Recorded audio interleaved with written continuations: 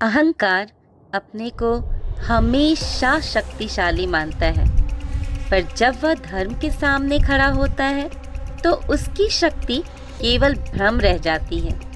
कुरुक्षेत्र की भूमि पर दुर्योधन अभी भी अपनी सेना के बल पर गर्वित था।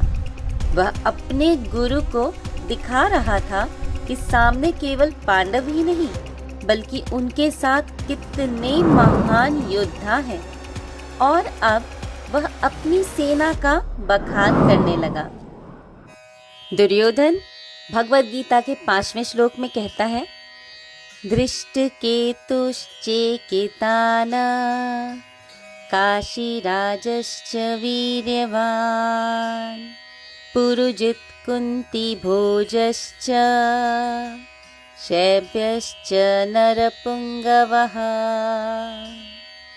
यहाँ है दृष्टकेतु, चेकितान, पराक्रमी काशीराज, पुरुजित, कुंती भोज और श्रेष्ठ योद्धा शैब्य, सब अपने धर्म के लिए तैयार खड़े हैं। हर नाम एक कहानी है, एक निष्ठा है।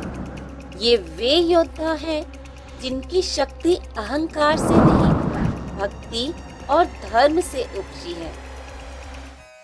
भगवद गीता के 6ठे श्लोक में दुर्योधन फिर कहता है, युधामन्युश्च विक्रांत उत्तमौजाश्च वीर्यवान् सौभद्रो द्रौपदेयाश्च सर्व एव महारथाः। यहाँ युधामन्यु है वीर और निडर, उत्तमौजा साहस के प्रतीक, अभिमन्यु अर्जुन का वीर पुत्र और द्रौपदी के पुत्र 5 महारथी। दुर्योधन इन सब का नाम ले रहा था, पर समझ नहीं पा रहा था कि वह शक्ति को गिन रहा है, जबकि पांडव धर्म को जी रहे हैं। फिर दुर्योधन भगवद गीता के 7वें श्लोक में कहता है, अस्माकं तु विशिष्टाये तानि बोध द्विजोत्तमा नायका मम सैन्यस्य संज्ञार्थं तान् ब्रवीमि ते।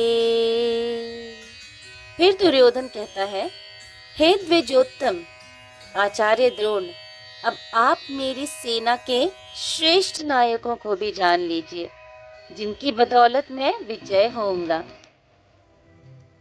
यह वाक्य दुर्योधन के मन का आईना है। वह केवल बल पर भरोसा कर रहा था, जबकि धर्म हमेशा बल से परे होता है।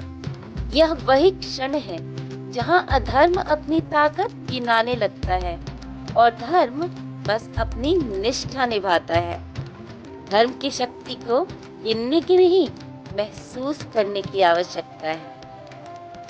जय श्री कृष्ण।